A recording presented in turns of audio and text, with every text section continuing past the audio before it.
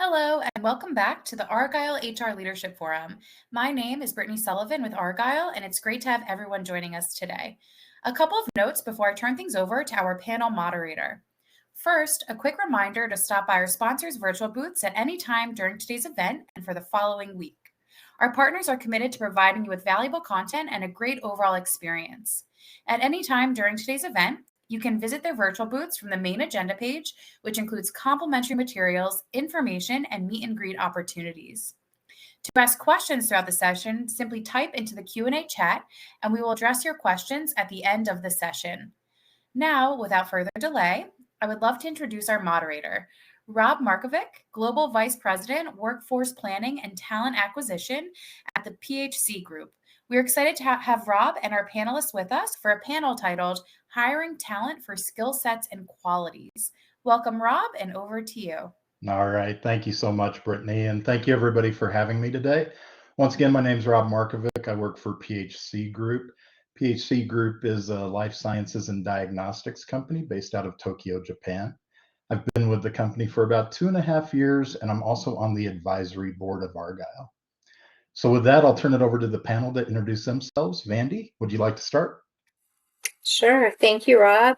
My name is Vandy Terrio, and I am a career coach with Ronstadt RiceSmart. I've spent most of my career in human resources over the last 20 years and transitioned to dedicate 100% of my career right now to career coaching for the last 3 years. So excited to be here and be a part of this discussion today. All right. Thank you, Vandy. Candace, how about you? Hi, everyone. My name is Candace Griffith. I'm the Senior Vice President of Human Resources for Health Prime International. We are a traditional revenue cycle management company that serves as a strategic partner for value-based healthcare services. We've got about 3,500 employees worldwide with the presence here in the U.S., India, and Costa Rica. All right, great. Thank you. Nicole? Yes. Hi, everyone. My name is Nicole Baricella. I am a career development manager at Weill Cornell Medicine. I oversee our Office of Career Advancement, which supports our employees' professional development and growth. Weill Cornell is based in New York City, and we are Cornell University's medical center. I have almost 20 years of experience in human resources, which is just about as long as I've been with Weill Cornell. And my experience spans personal administration, recruitment, employee relations, compensation, org design, and career development. In my current role, I focus on employee internal mobility. I offer career counseling services, and I facilitate skills-based professional development workshops, and also leading the organization's transition to a skills-first hiring approach. I'm thrilled to be here today and talk about this very important topic.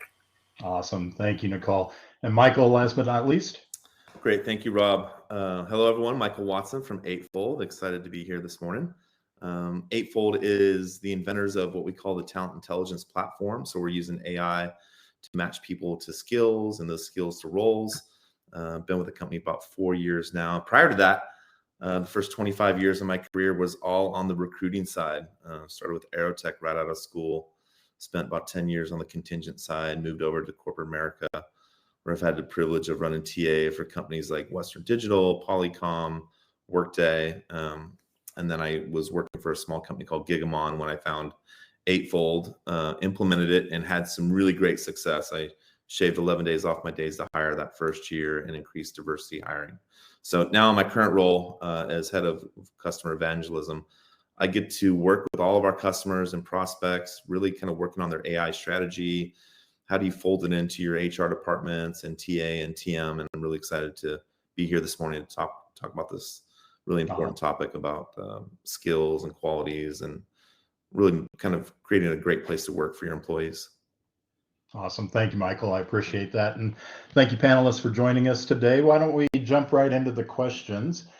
You all will see me looking over to the left as I read, so just bear with me with that.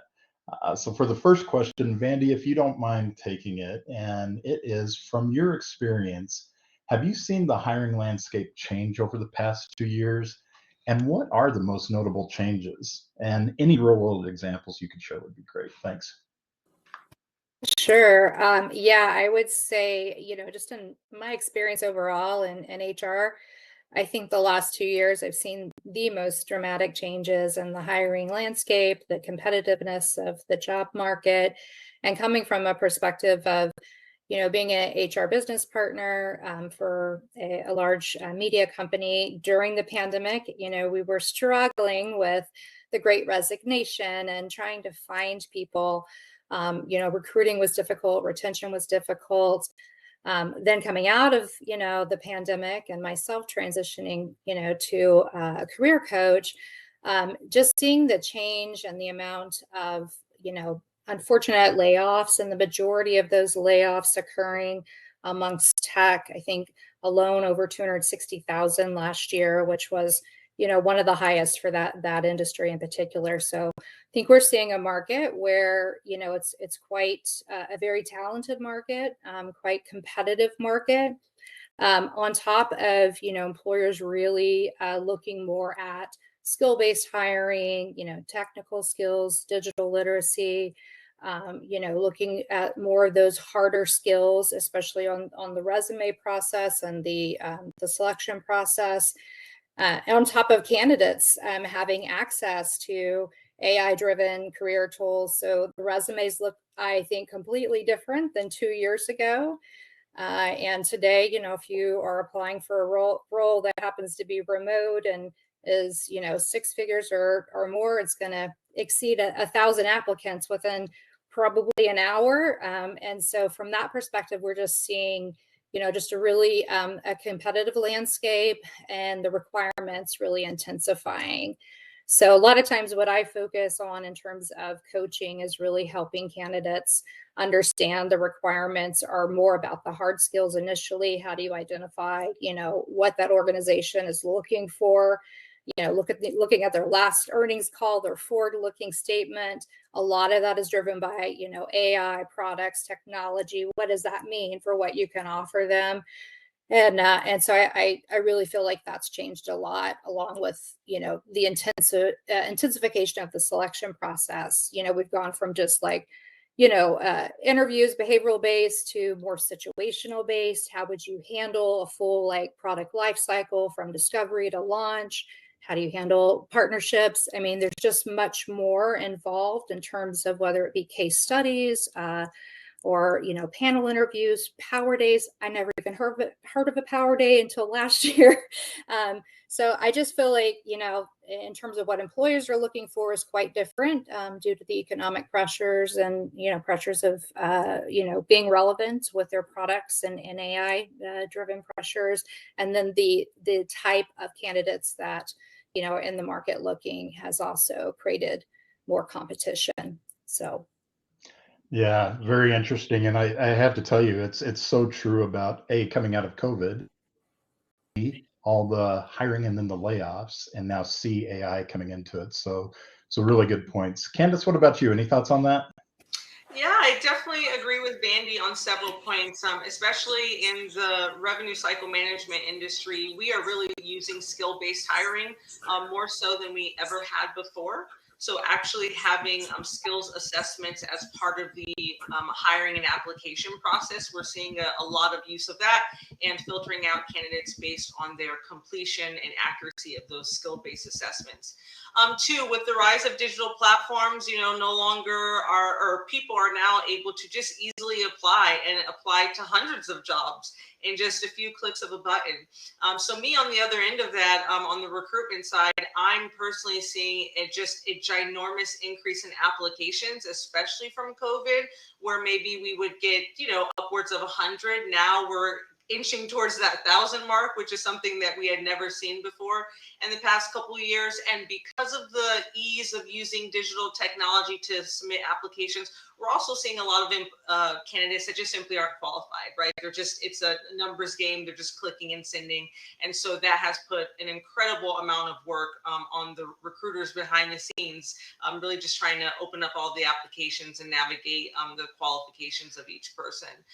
And then I think lastly, one of the things that we're also seeing in the hiring is just because we are really a remote world now, really in the past, I really kind of took pride in really a strong interest in interviewing a candidate face-to-face, really getting that interaction with them on a personal level to see how they interact in that way. And now, rarely do we actually meet candidates in person until it's their first day on the job, and sometimes never at all if they're completely working remotely. So that has been a shift for me and my organization, especially on the HR team, being better able to assess candidates in this virtual and remote environment, but something that we're certainly finally finding ourselves on the other end of, and have a good steady rhythm and pace in terms of assessing and qualifying and quantifying candidates. Yeah. Huge point on the remote piece. I've got managers that work for me that I've never met in person. It's just crazy, Yeah. right? Michael, I think you wanted to comment on this as well. Yeah, the only thing I would add to all, and these are all great points, but one of the things, and I think we've all been here, we get a note on LinkedIn from one of our friends saying, hey, I was just laid off, what's your advice? My number one piece of advice for everyone is find a way to be referred into a company. When you are referred into a company, your odds of getting a job are 10 to 1. When you just blindly apply to a job, your odds are 200 to 1. And that, to be honest with you, that stat might have gone up to Candace's point and Vandy's point, where we're getting thousands of people applying nowadays. And with that being said, it doesn't mean that I have to know Rob to be referred in. Maybe Rob and I went to the same university, so I send Rob a note on LinkedIn saying, hey, we're both alumni from this school. I see this position. Would you mind referring me in? Hey, we were both members of this fraternity or sorority. We were both members of this philanthropic endeavor.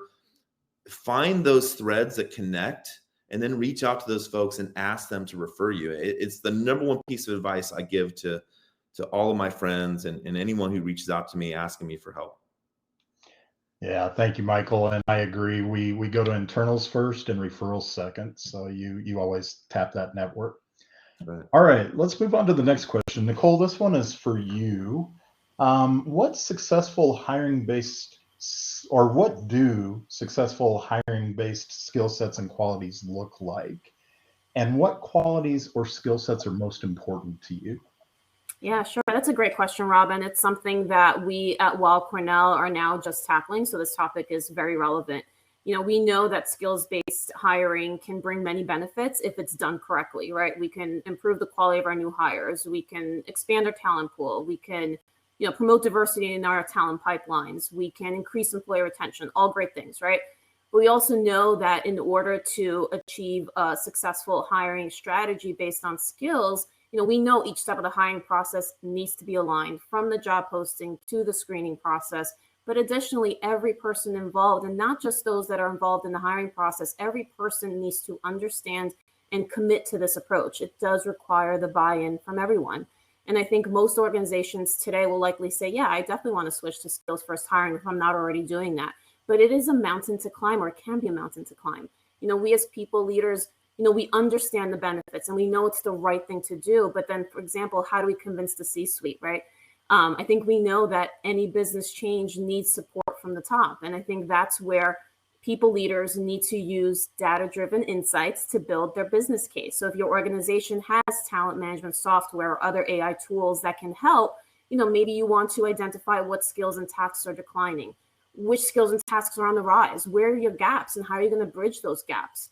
And then probably most importantly, what would be the cost to invest in those gaps, right? And those training programs and other programs that would close, again, those gaps. And we need to be able to show our C-suite how we can enrich the organization with the right skill sets and how those skill sets align with the organizational goals. We really need to make that connection. I also think that in addition, when you're hiring someone based on their skills, it's important to distinguish between the skills that are required on day one and the ones that are preferred or can be learned on the job. One of the things that I tell my hiring managers is that it's okay to hire someone who doesn't possess all the skills that are outlined in the job posting, right? Candidates who tick off all those boxes, so to speak, they may not have any more room for growth, right? They may not stay long.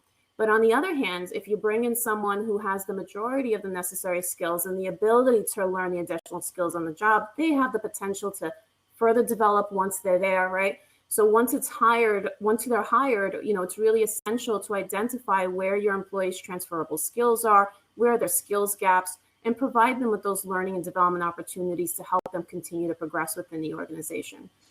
I would say, though, that in terms of the most important skills, although we're talking about the hard skills, I do truly believe that the most crucial skills for individuals to possess are those referred to as human skills. Sometimes you hear them being called social emotional, or I've heard power skills.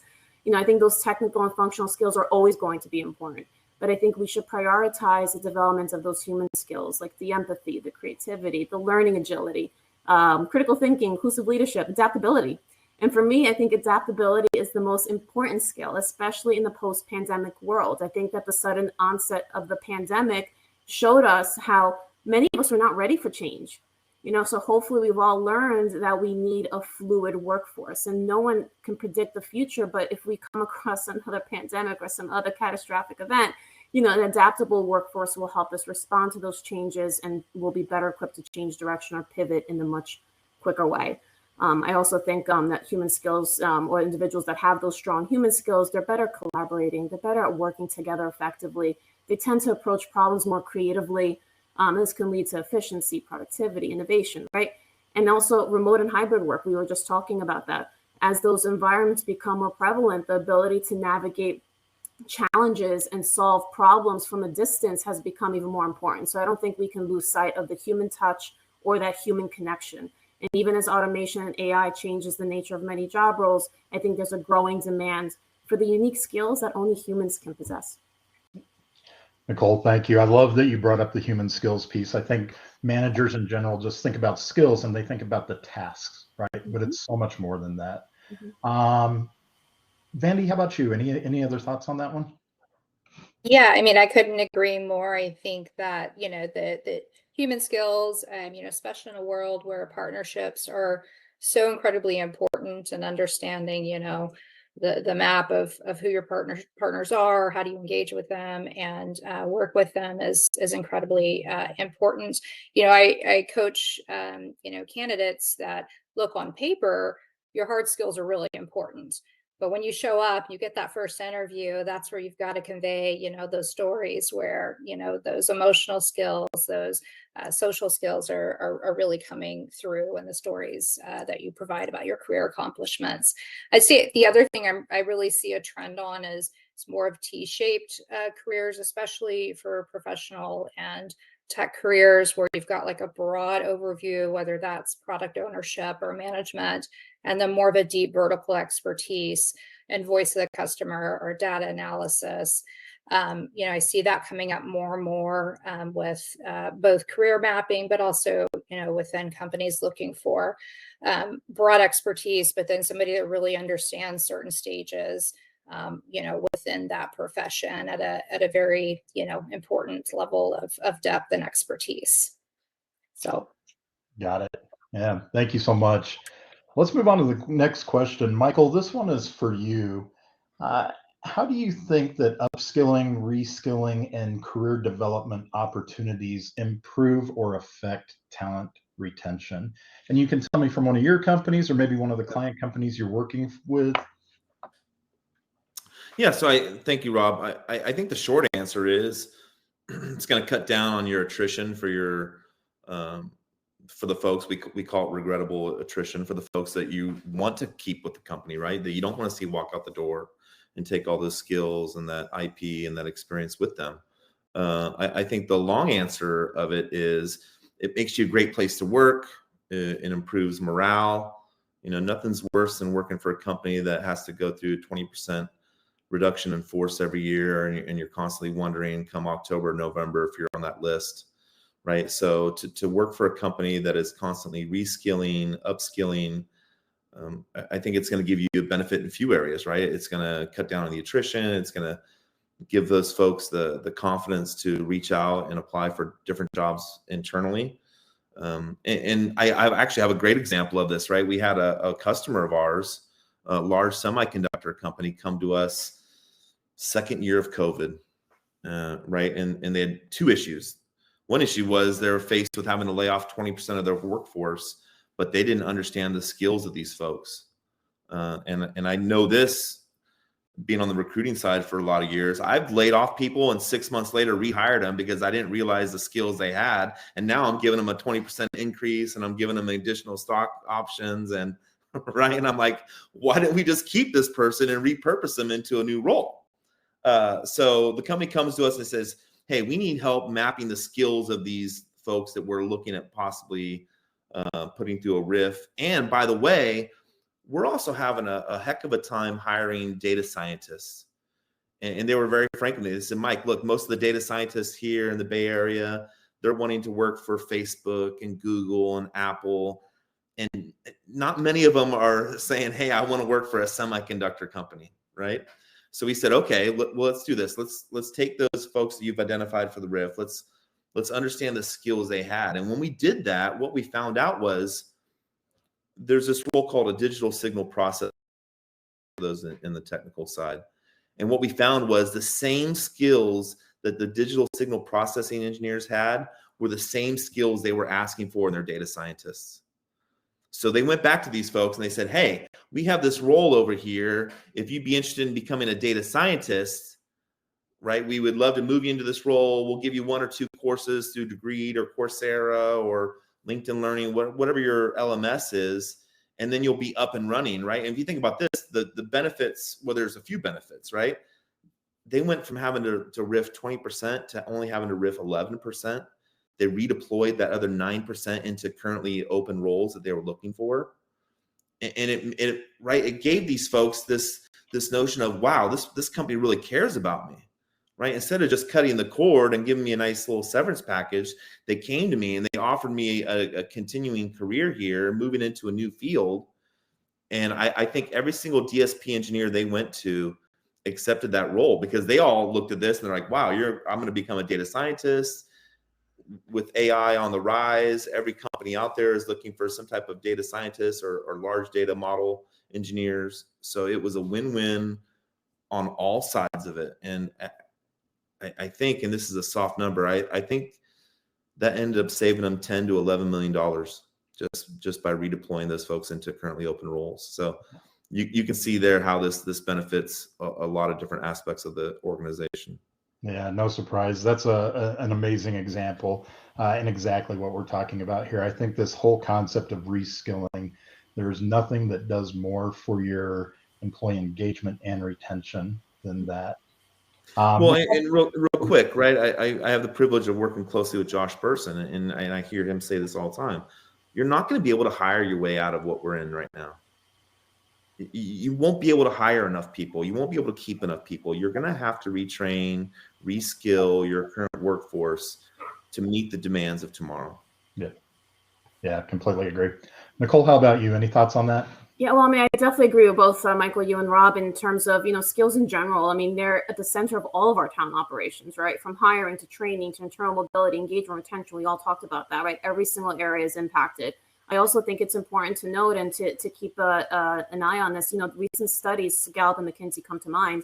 They've shown that the number one reason employees leave is because of the lack of development or perceived care from their organizations, right? So we need, it's almost like essential. We need to make sure that we're prioritizing reskilling and upskilling of our staff. I think that one of the things we're going to see more and more of is that the required skill sets for our future roles will be more cross-functional. So going back to adaptability, our future roles may require a skill set that merges, let's say, IT with HR and data visualization. I'm just making up something here, but those traditional vertical ladders that we are familiar with, again, may no longer be the answer when we're thinking about career growth. And the only one last thing I just want to add is that I think it's important also for us to be aware of the distinct generational motivations of our labor market. Right. So as baby boomers are retiring, we need to understand what matters most are our Gen X, our millennials, our Gen Z, candidates and employees alike. So although these generations have different priorities and goals, a common factor is personal growth and the opportunities for career advancement. So again, it's just the impact is just so widespread. Yeah, great point. Great point. All right. For the next question, Michael, I'm going to go back to you if you don't mind. How can organizations successfully navigate the changing hiring landscape for this year, and what should their top priorities be? And I'm taking notes. So, yeah. So it's once again, you're asking the good questions today, Rob. I think one of the critical things an organization can do, and this is really hard to do without AI. And this is not a plug because I work for an AI company. This is 25 years before I was joining AI. Is not just mapping the skills, but mapping the skills adjacencies. right? So to your point earlier, if they have the skill, great. If they have A and I'm looking for A, that's easy to match up. But understanding those skills adjacencies and what with a little bit of training can they be very quickly proficient on, I think is the key. And we're seeing a lot of our customers and prospects coming to us wanting to understand, what are my skills adjacencies? If I know X, how close to Y and Z are those, and how quickly can people get up to speed with those types of things? So, I think there's a lot of benefits that go. I think also mapping those to your jobs. One of the things that we say is, jobs and positions don't have skills, people have skills. So that's when we talk about moving to the skills-based role. I think what you'll see here in a few years is, I might be in the same position a little bit longer, but I'm touching different groups inside the organization, right? Because my skills go beyond just the role I'm in. My skills actually map to 2 or 3 different roles inside the organization, right? So, when we talk about this changing hiring landscape, that's what my customers and prospects are coming to me with, and the C-level executives that want to talk about this. That's what they're seeing. They're saying, hey, I want to try to move away from a role-based architecture for skills, and I want to move that over to the people and put the person as the hub. And what are the different spokes that reach out, and what roles can they help with in their career? And those seem to be the top priorities we're seeing right now. I agree wholeheartedly with this whole concept of how priorities are tying back with everything that we've talked about today. So this whole concept of skills, understanding skills adjacencies, understanding what we need to do for reskilling or upskilling or whatever it is, it all ties in together. So I wholeheartedly agree that that's definitely a priority for us. We're doing that right now, trying to get an assessment of what the skills are and what people have that we're just not even aware of.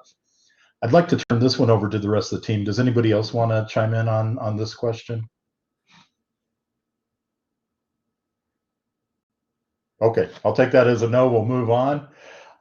Candace, the next one is for you, and this is actually our last question. In what ways can you outshine the competition to attract the best talent?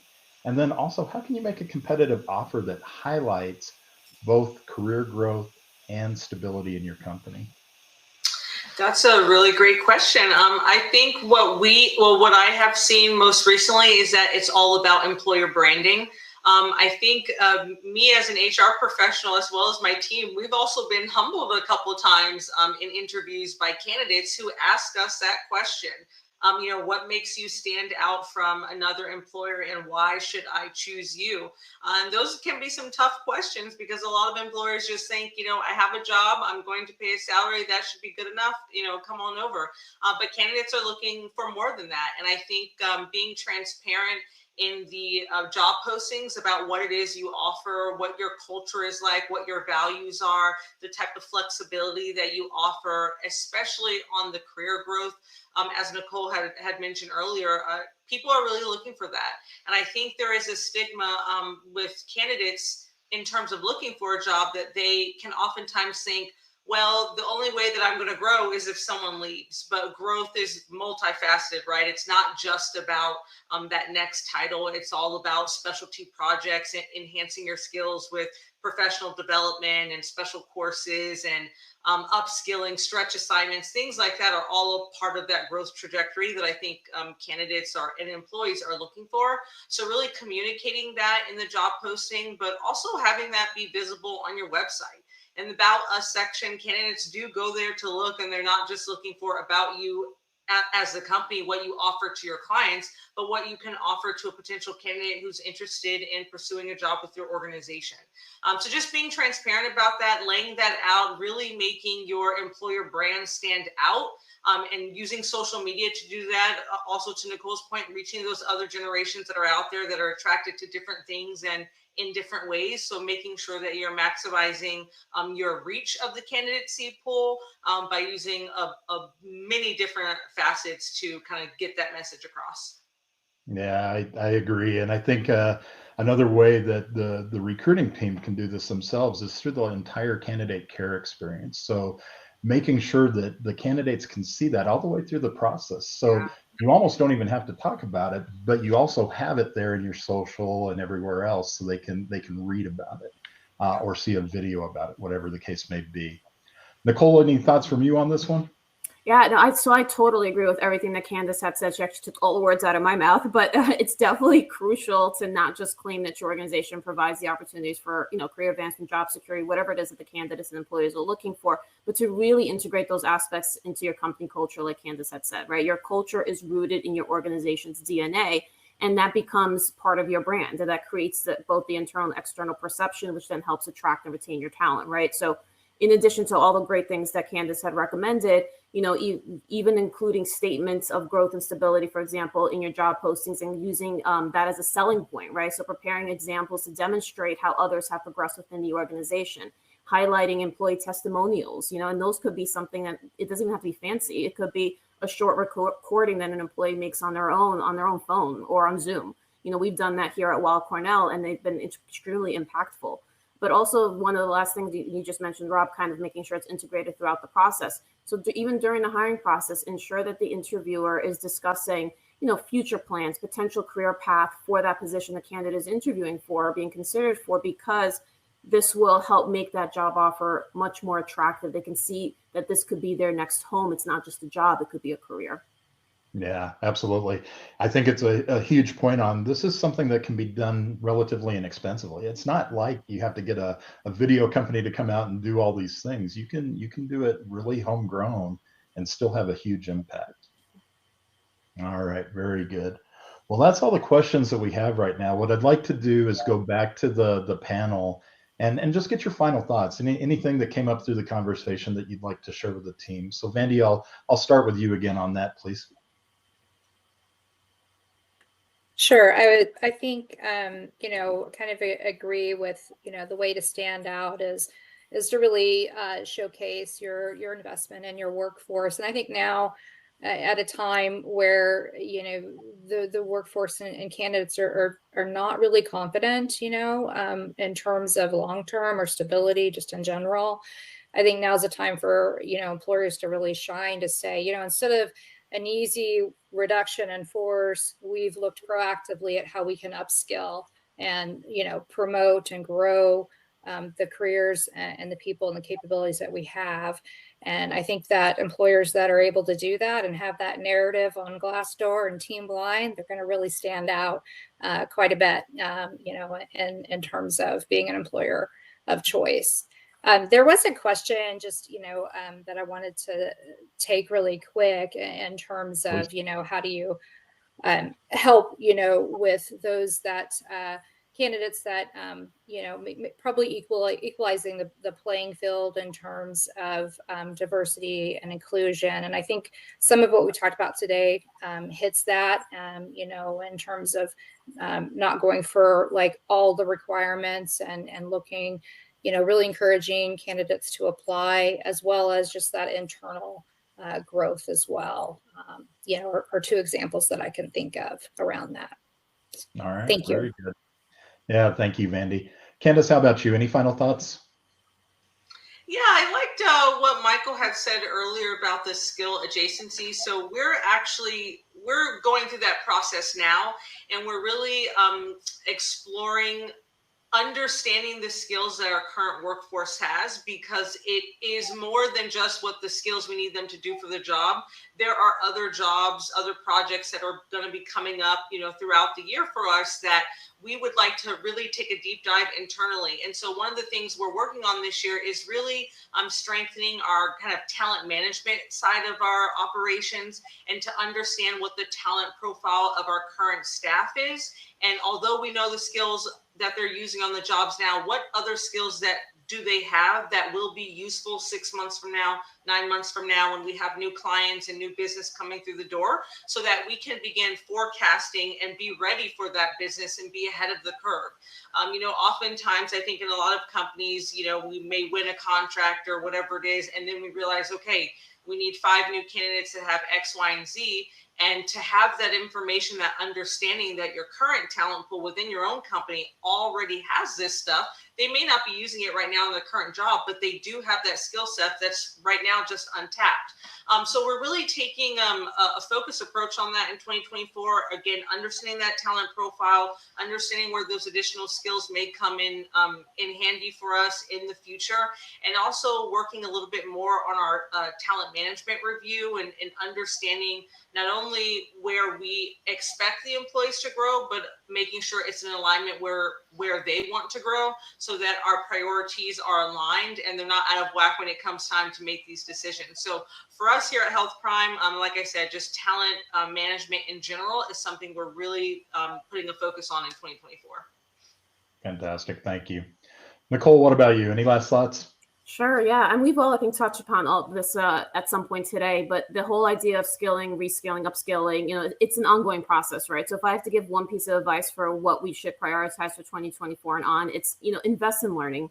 And I think companies should prioritize learning as a key component of their business strategy going forward. When employees, again, see opportunities for career growth, they're more likely to stay and contribute to the company's success, of course. But I want to provide kind of a word of caution here. We want to make sure that it's not just an HR-led initiative, right? So to really ingrain learning into your culture, HR leaders need to partner with their business leaders. So you want to ask yourself, is learning considered important to my organization and my employees, or is it a nice to have, or I'll get to it when I get the chance, right? When you really commit to providing learning opportunities and resources, you want to think about what's the business problem that you're looking to solve, and then design those learning opportunities around that. But then most importantly, and I think this is something that, even if you have the best thoughts in mind, if you're not thinking about, are my employees, do they feel safe in taking advantage of those learning opportunities within business hours, right? I think that's an important piece. It's hard to carve out time. We're all super, super busy. But it's something that employees, should have the ability to do. So make sure you have a variety of tools in your toolbox. It could be anything from classroom and e-learning classes. It could be on-the-job training. It could be coaching, mentoring programs. These are all great tools to have and give a lot of different variety and options for your employees. And also just use pilots. Don't bite off more than you can chew, so to speak, right? If you start small, you'll be able to tweak and then scale. All right, perfect. Thank you, Nicole. Michael? Yeah, I agree with everyone here. I think there's some great insights. The one thing that stands out to me is, as an organization, you need to be intentional, right? Whether it's setting up programs, setting up your learning and management, like listening to your ESAT feedback, but to be intentional with everything you do and have it really centered around the employee is how you're going to get their buy-in. If they think it's just talk and they've provided this feedback and satisfaction surveys and they don't see anything come as a result of that, then your folks are going to walk out the door. You're going to have high attrition rates and there's nothing you can really do to curb that, right? So be intentional with everything you do as an organization, whether it's setting up internal mobility program, setting up job sharing and different kind of project marketplace, if you will, functions to allow people to experiment, go and try this for 10 hours a month, whatever it is. Just be intentional in how you approach your employees, and when you do that, you'd be surprised.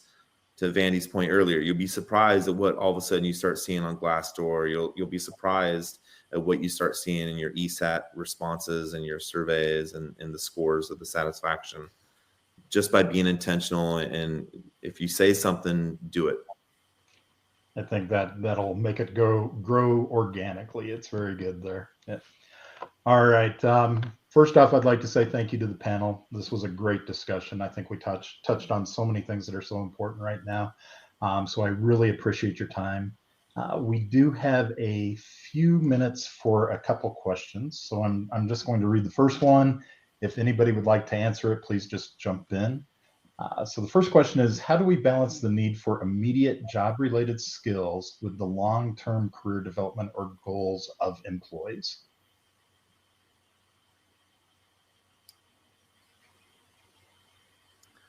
Yeah, I'm happy to maybe start there. I think obviously you need to hire for those skills you need immediately, but then not just that, but through your your one-on-ones and your coaching, just understanding what their long-term goals are. Right? Hey, we need you in this role for 18 months, 2 years, do a great job. What's important to you next? Right? So yeah, you can't hire someone for the future job of 3 years from now while the current job that you need done is sitting there languishing. But I think if you're, once again, you're intentional with what you do, your one-on-ones, your performance coaching, understanding the needs of your employees, and really building out a plan for them to get there, then I think this takes care of itself, right? You're taking care of that immediate need, but you're also feeding into that career and those goals and those aspirations of your employees, which turns them into all of a sudden 10, 15 year, 20 year, tenured employees, which are great for the organization, right? Think about all the money you save and having to onboard folks and that gap between onboarding and productivity, right? If you can do that, you're going to see a tremendous savings and increased productivity for your organizations. Yeah, and intentionality and transparency. Let people know where they're going. All right, we have about 30 seconds left. I'm going to try and get one more question in, and so whoever answers it, really quick answers. So, in terms of making competitive offers, how can we effectively communicate the value of career growth and stability to potential candidates, and what role does ongoing support and mentorship play in that process? I would say being transparent around your metrics, what's your internal succession rate, correlating that to skill growth and capabilities, whether that's certifications. LinkedIn's got, the promotional piece that I got my job through LinkedIn, being able to showcase I got my certifications, through this company, just being transparent, I think, on what you've invested in and what your data says about how you've grown your people. All right, very good. Okay, I think that's about all the time we have. Brittany, I'll turn it back over to you. Great. Well, guys, thank you so much for such an insightful panel discussion. I also want to take the time to thank everyone else who joined us today. This session, along with all of today's content, will be made available on demand following the event. Our next session will begin shortly at 12:25 Eastern, which will be a thought leadership titled AI and the Employee Experience, Separating Fact from Fiction. Please click on the join button that will appear on your screen to be redirected, and we look forward to seeing you there. Thank you all again.